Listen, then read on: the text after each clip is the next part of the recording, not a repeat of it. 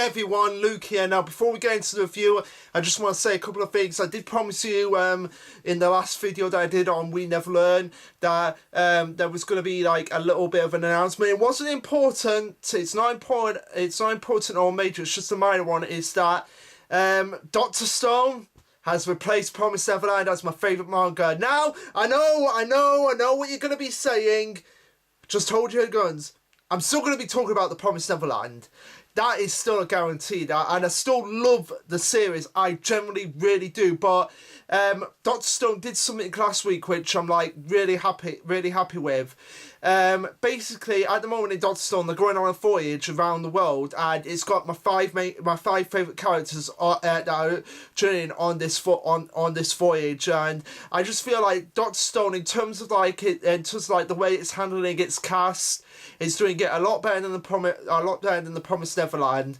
In terms of like, okay, we've got the main characters and they're gonna still stick to being the main characters, rather than just keep adding characters again and again and again, left, right and centre. Now I still enjoy the characters in the Promised Neverland, and I'm still enjoying where the story is, and this chapter was a really fun chapter to read when I first read it. But yeah, that's all I wanted to say, guys. But Promised Neverland, it's number 2, it's still in the top 3, don't get it, but Dr. Stone has just done a lot more for me, a lot more for me personally than Promised Neverland has done in a while. And I still enjoy, like I said, I still enjoy reading Promised Neverland, but Dr. Stone, I feel like has done it a little bit better.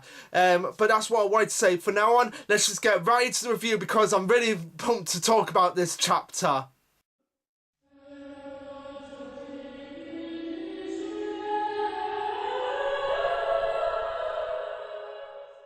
Alright, so this will be chapter 133, titled Let's Play, and judging by that title, it made me think of like sort of like Jigsaw type setting, which this chapter is not really that different from like a Jigsaw game from the Saw films. But yeah, it's kind of it's like exciting but also a little bit creepy and disturbing, something like from an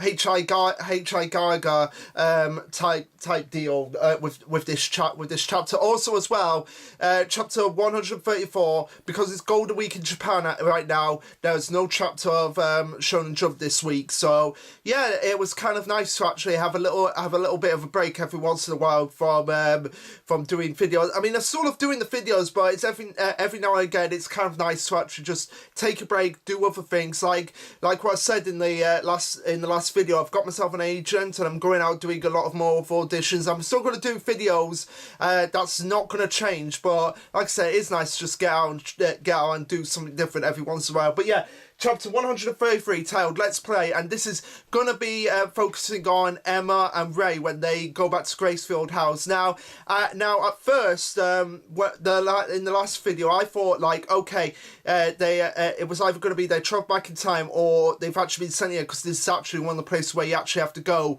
to the Seven Worlds to actually get into the human world. And that's pretty much what the actual idea is of this chapter, is that Gracefield House is like it's one of the destinations that you have to go through to actually get to the world where the Demon King and that dragon thing is at this moment in time. Alright, so the chapter picks up immediately from the ending of the last one, with Emma and Ray standing outside the Gracefield House and looking shocked and confused about it. And I can imagine, like, I can understand where they're actually coming from here. It's like, you've been told to go to the Seven Walls, and you've been told that once you've made it to this part before the gate, once you open the gate, there is no turning back. And then all of a sudden you're back in the place that you were trying to get away from in the first place. That's kind of like mess you up inside. And I can imagine Ray and Emma just having some flashbacks to their times at Gracefield House just at this moment. All the memories just flooding back to them at once of all the good times, but also for all the bad times. Especially Emma here, where she looks like she's really she's confused and distressed all at the same time, whereas Ray is just like confused about the whole situation. But they continue on. Emma goes, the house, and she's like, why? that door we went in should have brought us to the seven walls. And this is where it like gets a little bit confusing for me, because didn't Emma already know that in order to go to Human World, that they had to go back to Gracefield House? Like, Gracefield House was one of the points where they could actually get into the Human World. Or no, I don't think she actually knew that to go to the Seven Walls she had to go back to Gracefield House. Although she knew she had to go to the Human World to get to Human World, they had to go through Gracefield House. That was established when they were at Goldie Pond, and she had that phone call from William Minerva, that voice message from William Minerva. But that's just a minor tangent that I just noticed here. But anyway, continuing on, Ray notices that the door is completely vanished and there's no turning back, and that all they can do is move forward. Obviously, reciting what was actually on the door when they first opened it, and they eventually do decide to like go to Gracefield House. They look at the door, they look at each other and they're like, let's open it. And then we get the title page which shows like the house is completely bare, like there's nobody there, there's no mama, there's no other kids there, like it's just completely bare. But also as well, noticing that it's like in exactly the same way as when they first escaped from Gracefield House, like before the fire. It's actually, as they remember it, down verbatim to a T. There's like no difference between them, and that's like, and when I first read that I was like, okay, that's a little bit strange how it's like being rebuilt, and I put that in quotations because as we'll get into the chapter, it's like there's more to it that meets the eye. But anyway, continuing on, the caption says, on a one-way trip towards hope, now on to the unexplored house. And again, I feel like the reason why they actually added that in is because it's been 2 years since they've been back at Gracefield House, so they don't know what has actually changed or if anything has changed at all. And it's going to be interesting to see the kind of grotesque, like messed up imagery that's going to be in this chapter, as you'll soon see yourself. So as Emma and Ray look incredibly confused about the whole situation, and they're still putting together like this house is exactly the same, we get Emma's thoughts about this. Really brings me back as we see Emma in her childhood. Now the way she's depicted here, it's like she's obviously 6, so it's probably around the time when they first went to the gate at the beginning of the series, in the very first chapter, where we had that flashback of when Emma, Ray and Norman were like 6 or 4 years old, sort of like around the area, and they first went to the gate. So this is probably her flashback here, is probably that time when they were like in that younger adolescent stage of life before they discovered the whole truth about the house. But anyway, she continues on and thinks to herself that it's the house. It really is exactly the same house. And Ray is like really puzzled about this.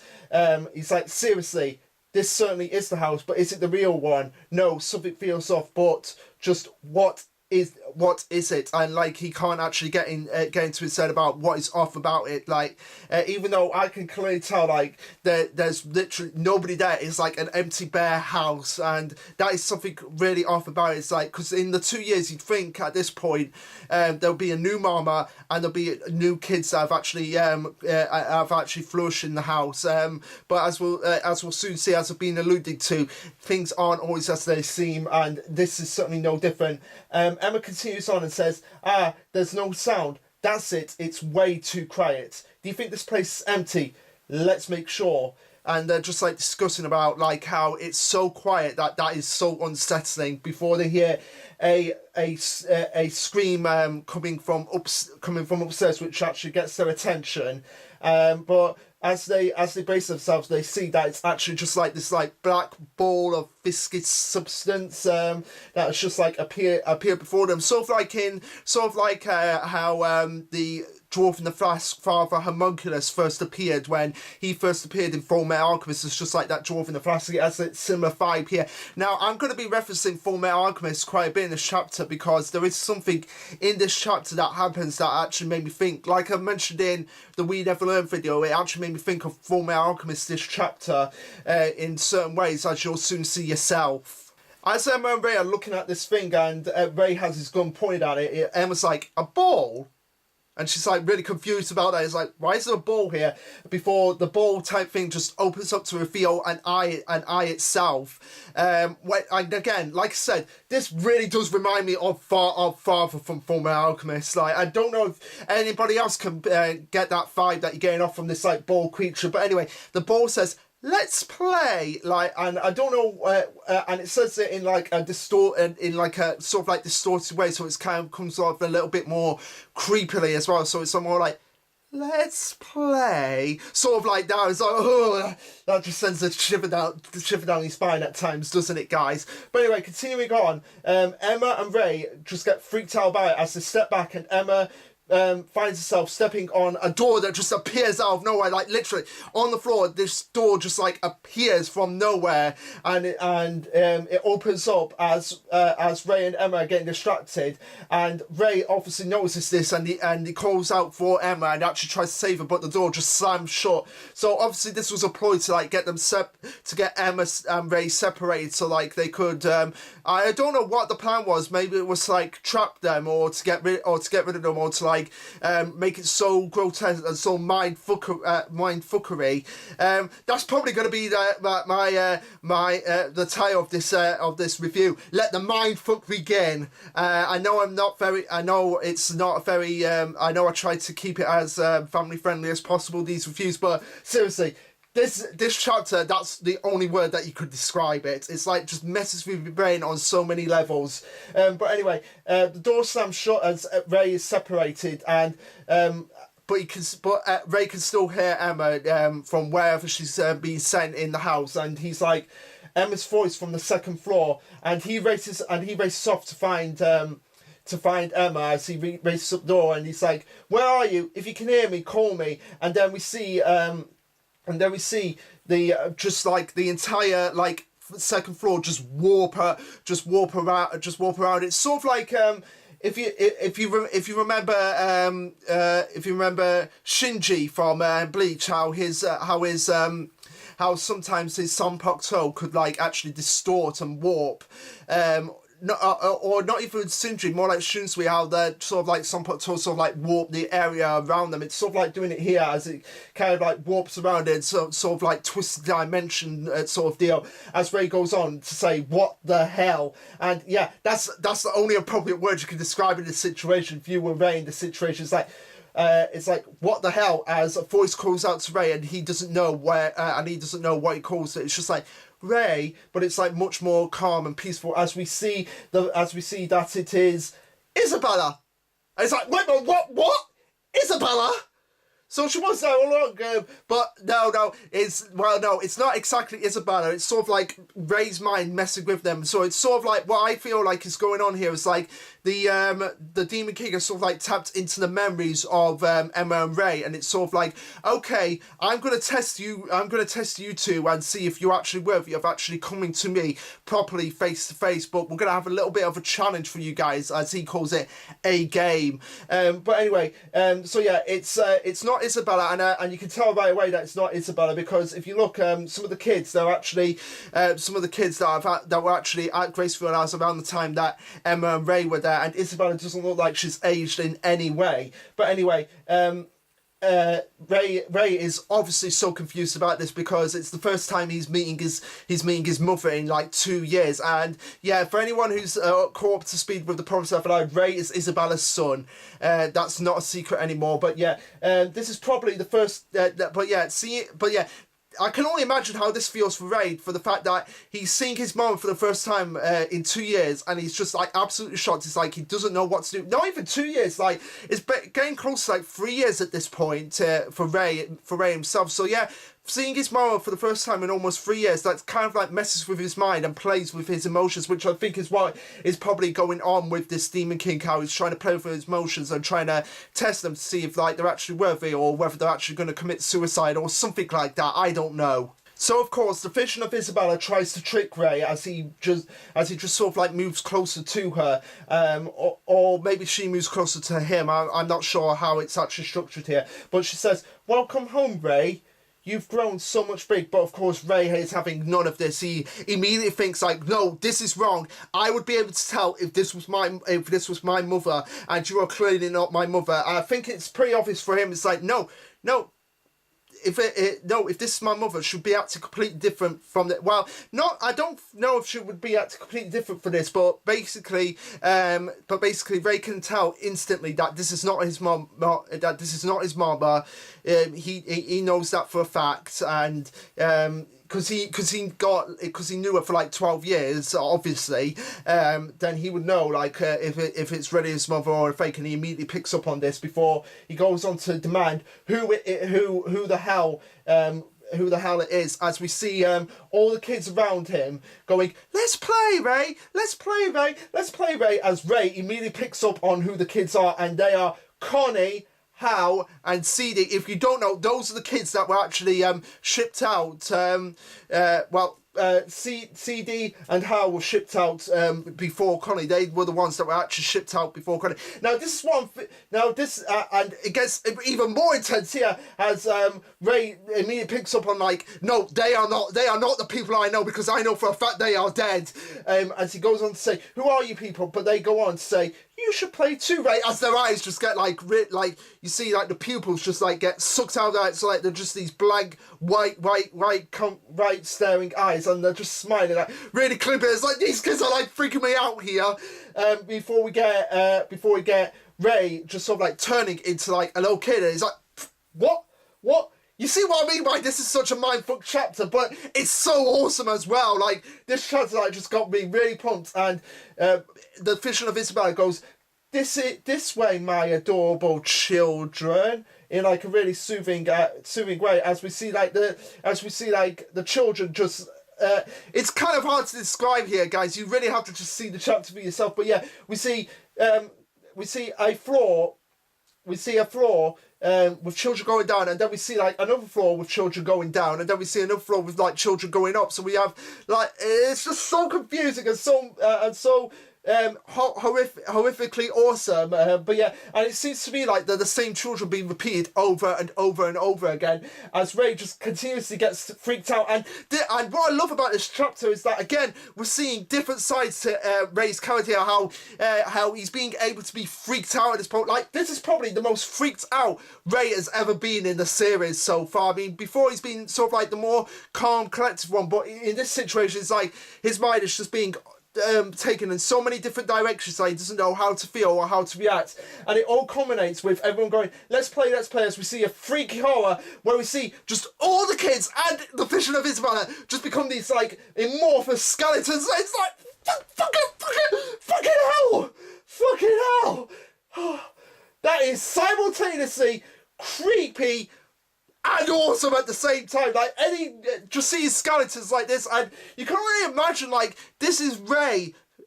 This is like a manifestation of what Ray is actually thinking. Like, they're dead, so they're going to be nothing more than skeletons with their flesh rotting away at this point, and he's probably just thinking that as the skeletons try to grab him, as he just freaks out and runs away from the whole vision itself. And again, that's what I love about it. Like, Ray has the capacity to get scared now. Like Emma's influence on Ray has actually developed so much that he's actually able to display so many emotions that just make him a fully rounded and well-developed character. But anyway,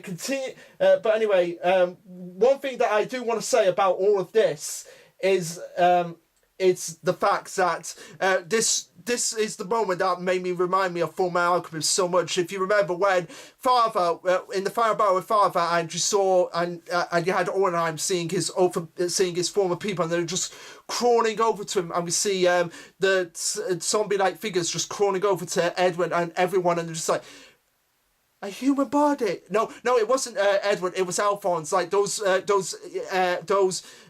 kids just climbing onto Alphonse's armor that his soul was attached to in Fullmetal Alchemist. It's like a real body, and he was like, get off me. This is what it reminded me of, and I was just like, yeah, that was just fucking hell, that was awesome. But also as well, I was like, fucking hell, what the fuck is that? like I said, just a mindfuck chapter, and like I said, this is one of the most exciting chapters I've ever read in a while, and you can tell, like, I'm just getting really pumped about it. But anyway, continuing on, that was Ray's little part, and now we've got to pick up with Emma. So anyway, after the awesomeness that was Ray's section in the chapter, I mean, Ray's going to appear again. It's not like Ray doesn't appear for much longer after this chapter, but also as well, what I love about this is that we're focusing now back on Emma and Ray, which before we had the demons. I'm focusing on what they're doing for 2 chapters, and now we've got Emma and Ray, which I feel like they're going to focus on them for 2 chapters before we obviously get back to Norman and the other kids and his group and figure out what they're going to do. And I feel like if that pace keeps going up, then okay, they have a large cast, but at least they're giving them even amounts to do it. It's not just focusing on Emma and Ray all the time, but I'm also kind of worried that that's what's going to happen for the rest of the series. But anyway, that's besides the point. Moving on, Emma continues to rush around the house after being separated from Ray, and she's just like rushing through all the rooms. And again, it's so empty. It's so empty, and I really want to know like what sound effects they'll actually use for that whole scene with Ray and the skeleton mama kids, whatever they were. But anyway, continuing on, Emma just keeps rushing through the house, and she keeps being pushed side to side. It's like you got doors all over the place. You got doors on the floor, doors on the wall, doors for either side. There were doors on the floor, doors on the ceiling, doors from either side. So I feel like this is kind of like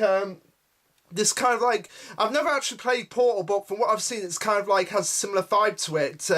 If that's the case, then I really need to play Portal.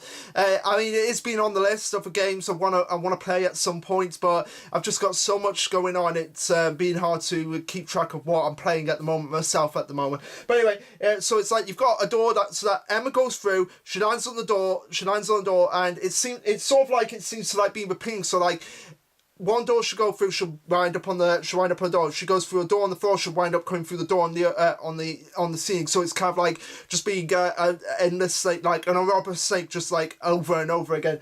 But anyway, continuing on, she falls down, and she's like, this again, no matter which door I get into, it always connects back to this weird hallway. Like, okay, so yeah, it's sort of like if she goes through one door, she'll wind up just like appearing. Oh, I'm back in this doorway. Oh, I'm still in that doorway. Oh, why am I still in this doorway? So she continues to look out for Ray. She continues to try and find Ray, and she continues to call out for him. And she's like, is Ray still in the house right now? And she continues on and says, I can't stray too far from him. I need to hurry up and join back up with Ray. And she just starts shooting down the door. She's like, screw this, I'm just shooting down the doors to just get back to Ray. I don't care where it ends up with me, as long as I get back to Ray. As Ray is still in his child form, and still having the skeletons just like crawling after him, it's like, Emma, and he's still crying out for her, and she just kicks down the doors and starts kicking down the walls. It's like, oh my god, Emma, go girl, get back to Ray.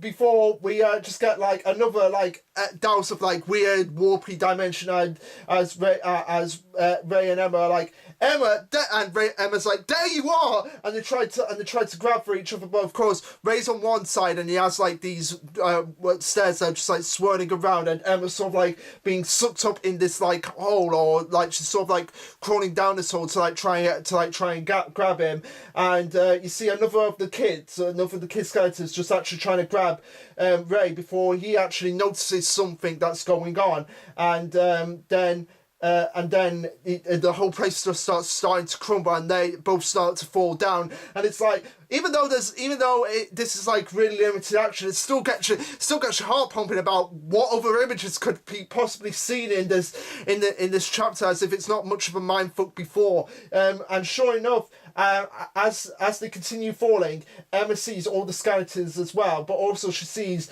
she also sees toys as well, going, let's play, and it's like, what? It's Toy Story. The toys are coming to life. What the frig? As they both continue falling, and they continue crashing into each other, and they continue crashing into the skulls and into some toys that you can actually see as well.